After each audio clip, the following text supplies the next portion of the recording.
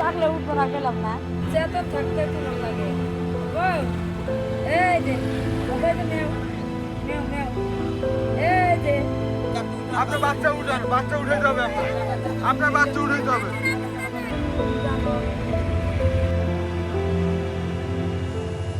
রাজধানীর ব্যস্ত রাস্তায় আমরা প্রায়ই একটি দৃশ্য দেখি।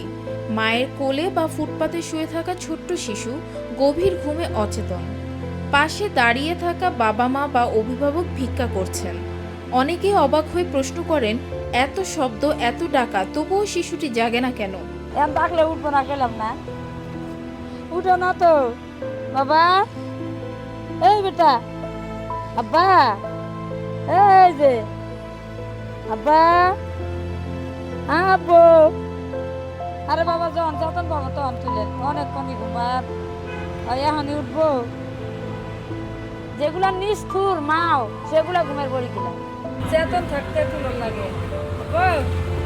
এই যে বাবা, এই যে মেও মেও মেও, এই যে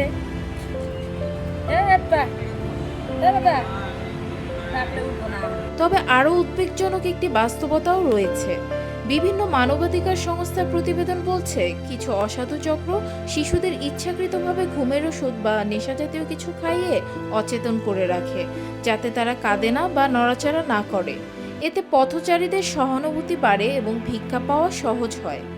এই কাজটি শিশুর জন্য মারাত্মক ক্ষতিকর। এতে তাদের শারীরিক ও মানসিক বিকাশ ব্যাহত হয়, এমনকি জীবনের ঝুঁকিও তৈরি হয়।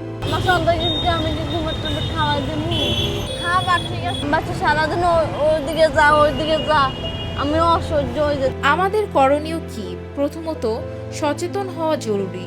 শুধু দয়া দেখিয়ে টাকা দেওয়ার বদলে বিষয়টি সংশ্লিষ্ট কর্তৃপক্ষ বা শিশু সুরক্ষা সংস্থার নজরে আনা প্রয়োজন।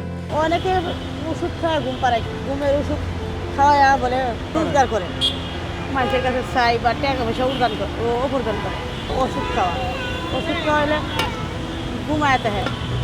দ্বিতীয়ত, সমাজ হিসেবে আমাদের দায়িত্ব এই শিশুদের নিরাপত্তা ও অধিকার নিশ্চিত করা। একটি শিশুর ঘুম কখনোই প্রশ্নের জন্ম দেওয়ার কথা নয়, কিন্তু যখনই সেই ঘুম অস্বাভাবিক লাগে তখন আমাদের চুপ করে থাকা উচিত নয়, কারণ প্রতিটি শিশুরই অধিকার আছে নিরাপদ, সুস্থ ও স্বাভাবিক জীবনে।